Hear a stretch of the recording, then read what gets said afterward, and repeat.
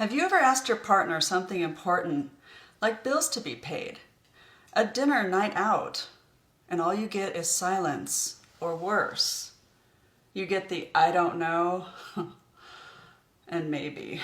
Silence can be like a big wall slamming down. Boom! Today I'm saving 5 sanity-saving bounders.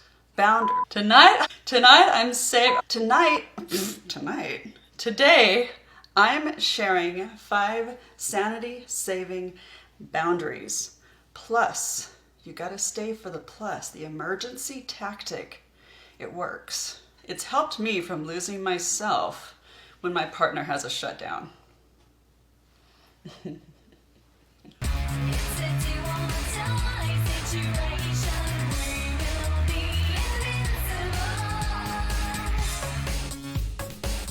Boundary number 1, do not chase the shutdowns.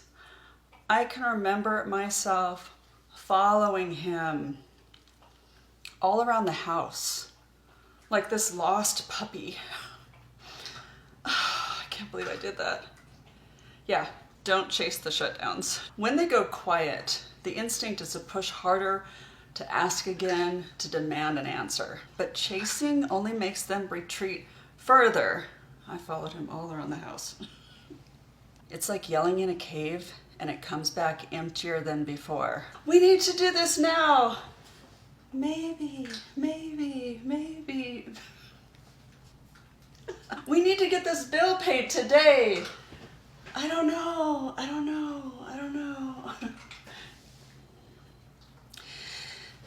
Instead, set a boundary. You can say something like, I see you need space. Let's circle back to this 6 p.m. tonight. That way, you stop that bleeding energy into silence and reclaim your peace. Boundary number 2, set time limits for waiting. A shutdown can stretch on for hours, days, weeks. So meanwhile, your life is on hold, right? What I do now is I move forward. And how do I do that? I'll explain how in a few minutes. When you become a prisoner in your home and that waiting, it's like you're a prisoner to the silence, and that's when the resentment builds. That's when we get so angry. And we wonder, years can pass and we wonder why we're so angry. It's that resentment, feeling prisoner to that silence. So boundary number 3, keep decisions small and clear. Easier said than done. Shutdowns often happen because big decisions can be very overwhelming, so I break things down. So here's a good one. I used to always ask him, when do you want dinner? And his response was, I'm not hungry. He didn't give me the I don't know, but the I'm not hungry was even more frustrating.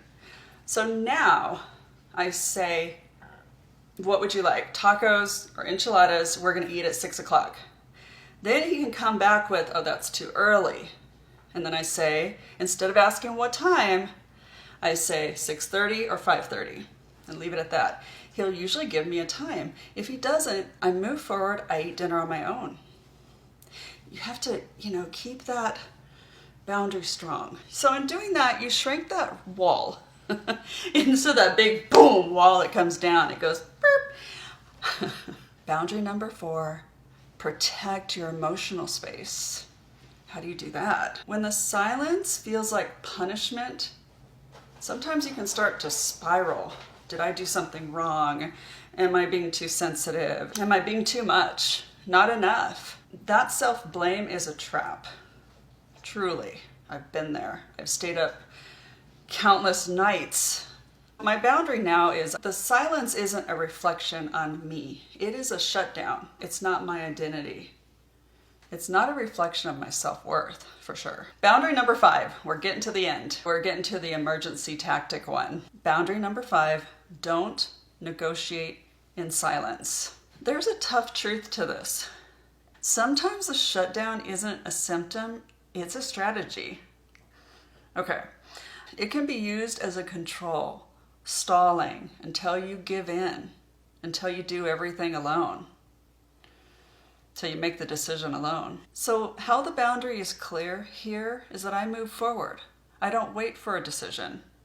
That can be hard if you're needing something financially that you can't move forward without his agreement. And this is when we get into that kind of emergency tactic, when you really have to get it done and you need their financial support or you need them to sign something. I have, you find the perfect house and to decide this is what we're getting. I've been through it. I've lost the perfect house because of the waiting and not understanding the boundary. So let's just jump into the emergency tactic. It's when time runs out. Let's make it simple. What you do is you have deadlines plus option. I'll say something like, I need an option by 5 p.m. I want you to answer option A or option B. So then 5 o'clock comes around and there's still no answer. You simply say, I'm going with option A.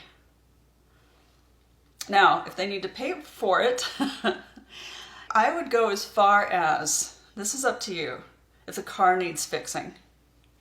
To say something, well, if the car isn't fixed, I need help financially.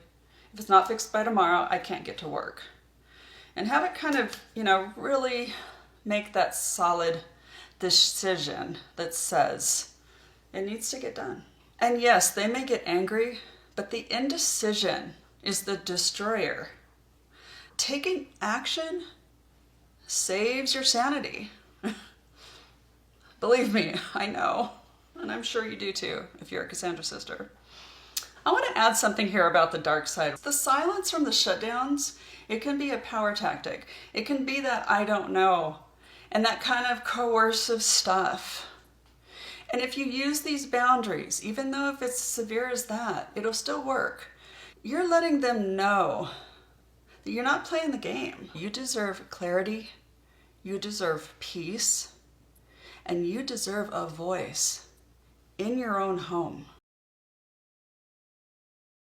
If this video was helpful for you, the next video will show you how to keep from having a guilty conscience when you do have to make demands.